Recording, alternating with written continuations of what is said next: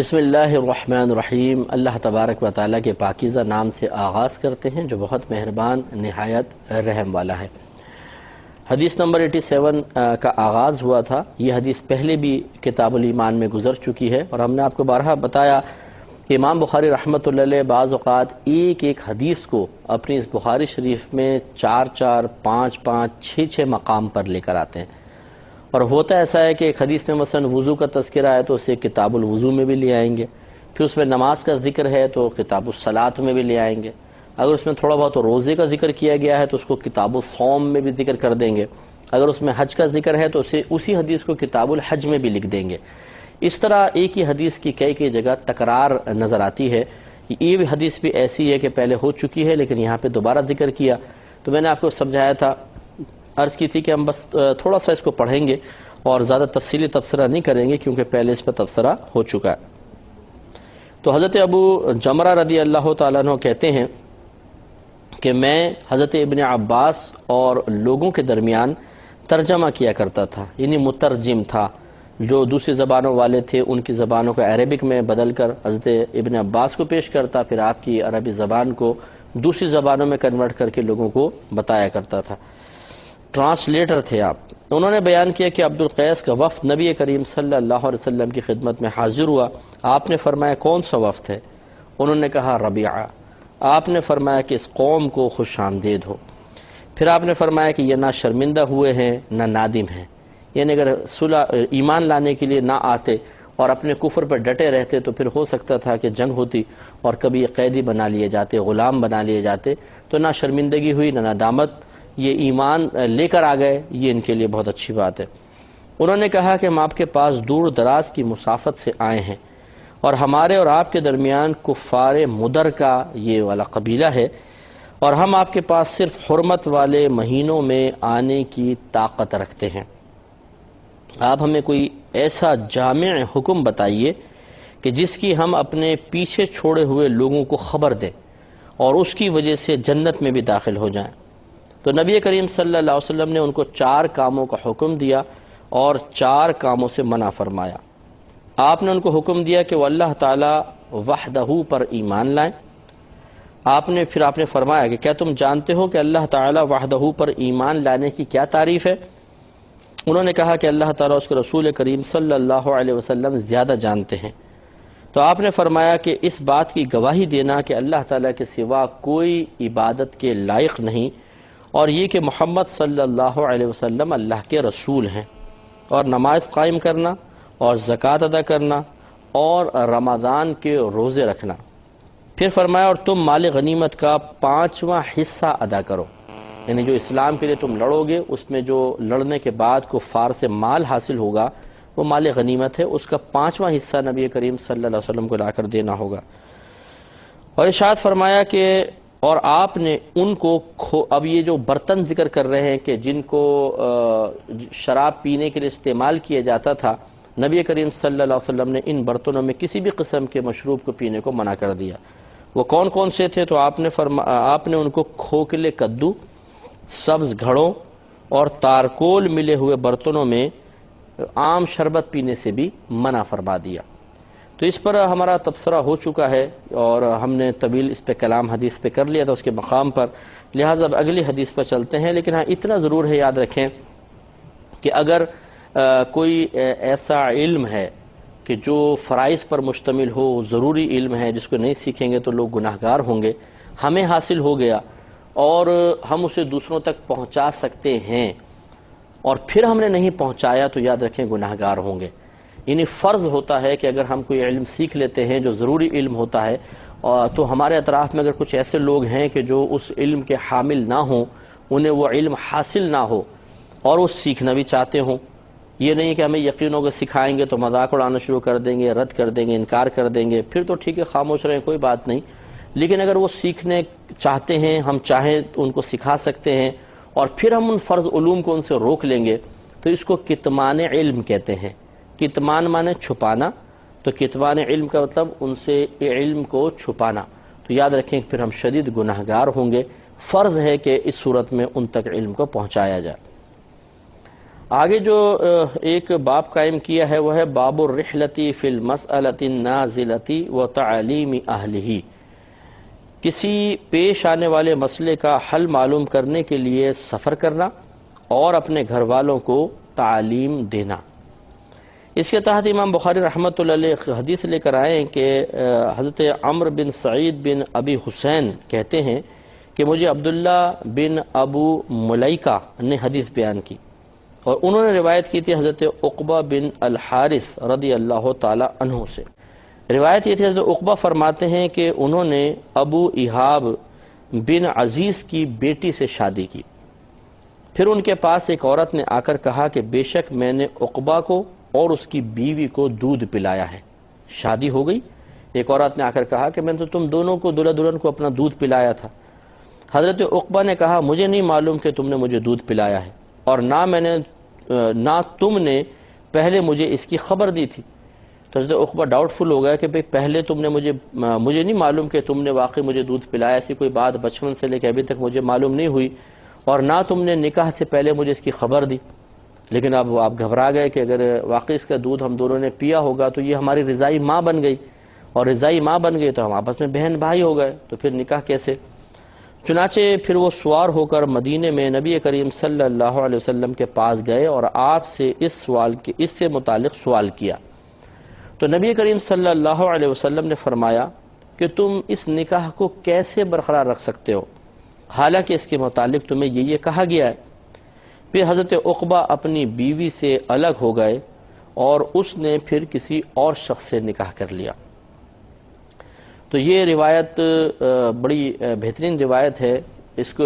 سمجھنے کے لیے اس میں جو حکم بیان ہوا پہلے یہ بات سمجھنا ہوگی کہ نبی کریم صلی اللہ علیہ وسلم نے واضح طور پہ فرمایا کہ جو رشتے نسب کی وجہ سے حرام ہوتے ہیں وہی رداعت کی وجہ سے بھی حرام ہو جاتے ہیں۔ یعنی جس طریقے سے سگے بھائی بہنوں کا نکاح حرام ہے، اسی طرح رداعی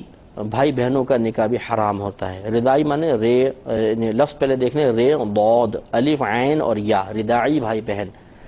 ردائی بھائی بہن انہیں کہتے ہیں کہ جنہوں نے مدت رداعت میں ایک ہی عورت کا دودھ پیا ہو،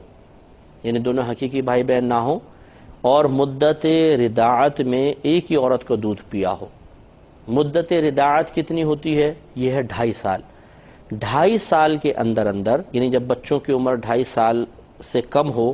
2.5 سال تک بھی ہو بالفرض، اگر ان دونوں بچوں نے، لڑکا لڑکی نے ایک ہی عورت کا دودھ پی لیا تو گویا کہ مدت رداعت میں دودھ پیا،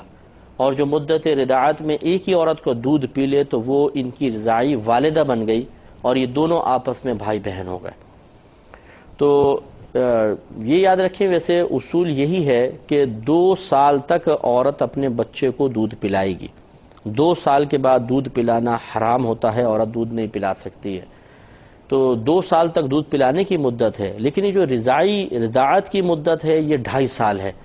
گویا کہ 2 سال کے بعد دودھ پلانا منع تو تھا، لیکن اگر کوئی عورت پلا دیتی ہے اور لڑکا لڑکی کو اس نے دودھ پلا دیا، چاہے ایک ساتھ چاہے وقفے سے پلایا ہو، ایک کو ایک دفعہ پلایا، پھر دوسرے کو 3 مہینے بعد پلایا، اس کا یہ نہیں دیکھا جائے گا کہ ایک ساتھ پلایا، لیکن 2.5 سال کے اندر پلا دیا تو رضاعت ثابت ہو جائے گی۔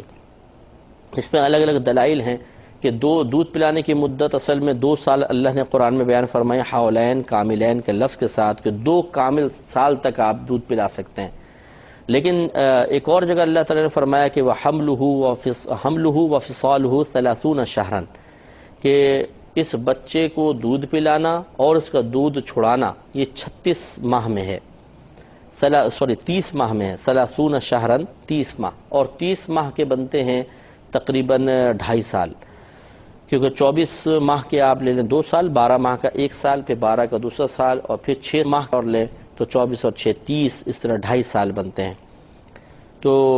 ہماری دودھ پلانے کی مدت تو نص صریح میں آ گئی کہ جی 2 سال حولین کاملین، اللہ نے فرمایا کہ 2 سال کے اندر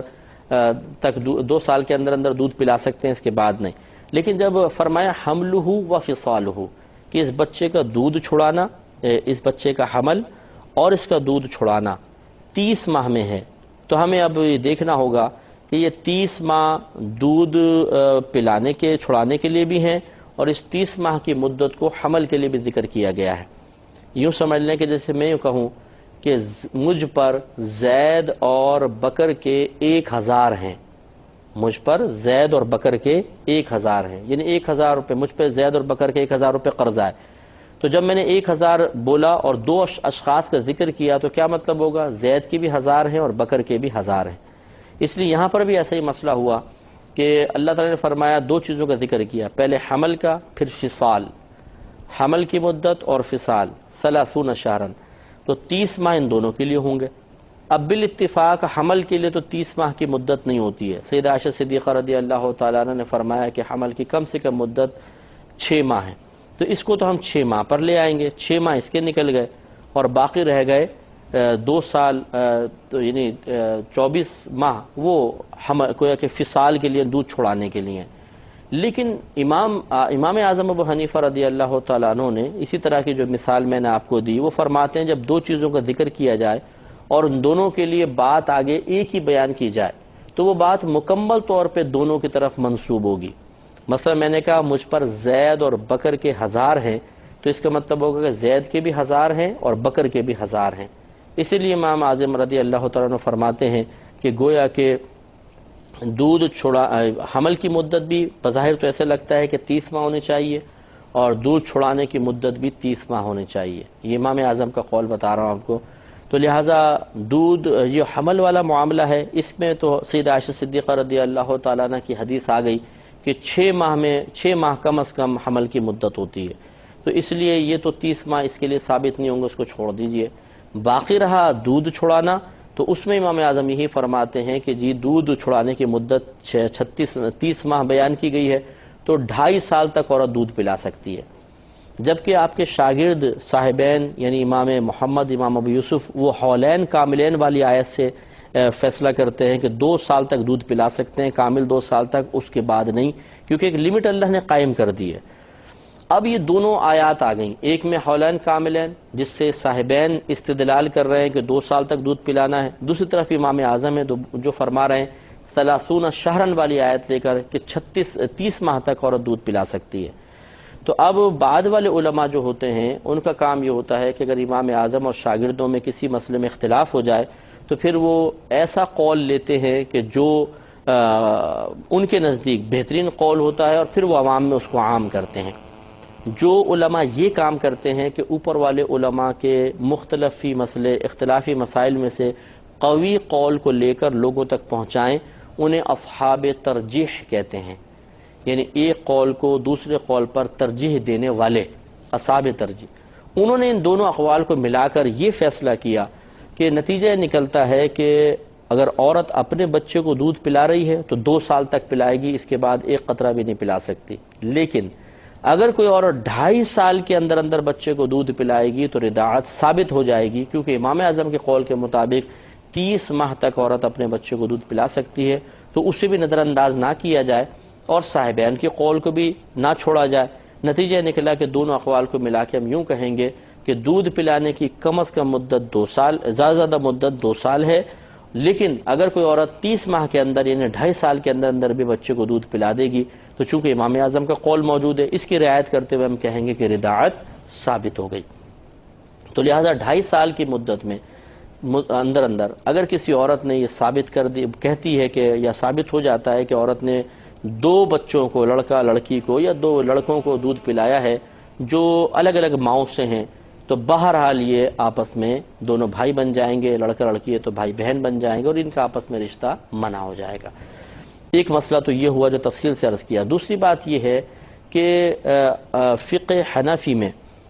اللہ تبارک و تعالیٰ نے گواہی کا نصاب جو عموماً بیان کیا ہے وہ 2 مرد ہیں یا 1 مرد اور 2 عورتیں ہیں، یہ ہمارا قرآن سے گواہی کا نصاب ہے۔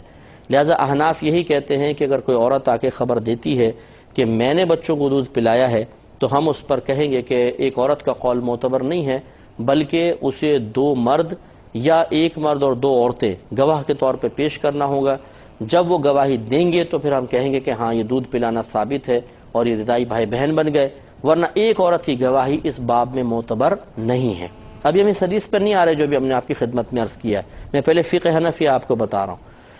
کیونکہ ہم قرآن پاک کی نص قطعی کو نہیں چھوڑ سکتے جس میں نصاب بیان کیا ہے کہ 2 مرد گواہ ہوں گے یا 1 مرد اور 2 عورتیں.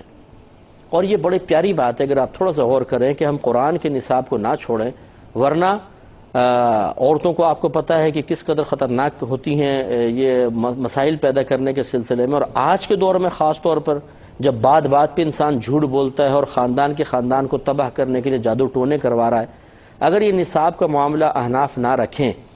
تو کوئی بھی عورت کھڑی ہو کر یہ کہہ سکتی ہے خاندان میں کہ لڑکا لڑکی کی شادی ہو رہی ہے اور وہ نہیں چاہتی کہ شادی ہو جائے. اب وہ دعویٰ کر دے کہ جی میں نے ان دونوں کو دودھ پلایا بچپن میں، اور وہ بھی ایسی قریبی خالہ ہے یا پھپھی ہے مثال کے طور پر، گھر والی ہیں، تو اب کیا ہوگا؟ تو وہ بڑے مسائل کھڑے ہو سکتے ہیں. اور اگر اس کے قول کو مانیں گے تو پھر پوری جو تیاریاں ہیں، یہ جو نکاح بعض اوقات تو ہو کر نکاح ہو جاتا ہے تب آ کے خبر دیتی ہیں عورتیں کہ ہم نے ان کو دودھ پلا دیتا ہے، نکاح توڑواؤ. تو اس لیے فقہ حنفی کے روشنی میں قرآن کی آیات جس میں گواہی کا نصاب بیان کیا گیا اسی کو بنیاد بنایا جائے گا. اور اگر کوئی عورت دعویٰ کرتی ہے کہ میں نے لڑکا لڑکی کو دودھ پلایا، اس وقت تک یہ دعویٰ ثابت نہیں ہوگا جب تک کہ وہ اس پر 2 مردوں کو بطور گواہ پیش نہ کر دے یا 1 مرد اور 2 عورتوں کو. یہ پوری تفصیل ہے جو ہم نے آپ کی خدمت میں فقہ حنفی کی روشنی میں عرض کی. اب آئیے اس حدیث کے اوپر کہ ایک عورت نے آ کر خبر دی حضرت عقبہ رضی اللہ تعالیٰ عنہ کو کہ میں نے تمہیں دودھ پلایا ہے. اگر تو یہ مسئلہ صحابہ کرام میں معروف ہوتا کہ یہ دودھ پلانے کے سلسلے میں ایک عورت کی گواہی بھی معتبر ہے تو حضرت عقبہ رضی اللہ تعالیٰ عنہ کو سرکار کی بارگاہ میں آنے کی ضرورت ہی نہیں تھی، وہیں پر عورت کے قول قبول کر کے کہتے چلو ٹھیک ہے. لیکن آپ کے ذہن میں وہی گواہی کے نصاب والا معاملہ آیا تو آپ نے بہتر چاہا، تو گویا کہ آپ کے سامنے 2 معاملات آ گئے. فتویٰ تو یہ کہہ رہا تھا کہ عورت کا قول نہ مانا جائے کیونکہ قرآن کے اندر گواہی کا نصاب ہے 2 مرد یا 1 مرد اور 2 عورتیں، اور یہ ایک عورت گواہی کے نصاب پر پوری نہیں اتر رہی ہے. لیکن تقویٰ یہ کہہ رہا تھا کہ اگر بالفرض یہ سچ کہہ رہی ہے تو بڑا مسئلہ پیدا ہو جائے گا. لہذا اسی لیے وہ جب تذبذب کے عالم میں آئے تو نبی کریم صلی اللہ علیہ وسلم کی بارگاہ میں حاضر ہو گئے. نبی کریم صلی اللہ علیہ وسلم نے جواب میں ارشاد فرمایا کہ تمہارے لیے بہتر یہ ہے کہ تم اس مسئلے کو مطلب اس انداز سے ہی لو کہ بعد میں آگے چل کر تمہیں لوگ تانے نہ دے سکیں، تمہارے خلاف بات نہ کر سکیں، یا تمہارا اپنا ضمیر عدم اطمینان کا شکار نہ رہے. کیونکہ ہو سکتا ہے کہ اگر سرکار فرماتے کہ نہیں ٹھیک ہے تم رہو تو بعد میں کوئی کہتا کہ دیکھو جی عورت نے گواہی دی تھی پھر بھی نہیں مانی اور یہ شاید بھائی بہن ہیں، شبہ پیدا ہوتا، لوگ تانا زنی کرتے اور خود حضرت عقبہ رضی اللہ تعالیٰ عنہ کے دل میں وساوس پیدا ہوتے رہتے. اس لیے سرکار نے گویا کہ مشورتاً یہ بیان فرمایا کہ آپ نے فرمایا تم کیسے اس کو نکاح میں برقرار رکھو گے حالانکہ اس سے متعلق ایک عورت نے یہ کہا ہے، یعنی تمہارے دل میں تذبذب پیدا ہوتا رہے گا. اور یہ ہم تعویل اس لیے کر رہے ہیں کہ یہ قرآنی گواہی کے نصاب سے ٹکرا رہی ہے حدیث. اگر ایسا نہ ہوتا ہم کبھی بھی یہ تعویل نہ کرتے. لہٰذا حضرت عقبہ رضی اللہ تعالیٰ عنہ اپنی بیوی سے الگ ہو گئے اور اس نے کسی اور سے نکاح کر لیا. اس پر ابھی اور کلام کرنا ہے تاکہ یہ مسئلہ اور نکھر کر واضح طور پہ سامنے آئے، لیکن آج نہیں، نیکسٹ پروگرام میں آپ ضرور ملاحظہ کیجئے گا. اللہ تعالیٰ توفیق عطا فرمائے. آمین. وآخر دعوانا ان الحمدللہ رب العالمین.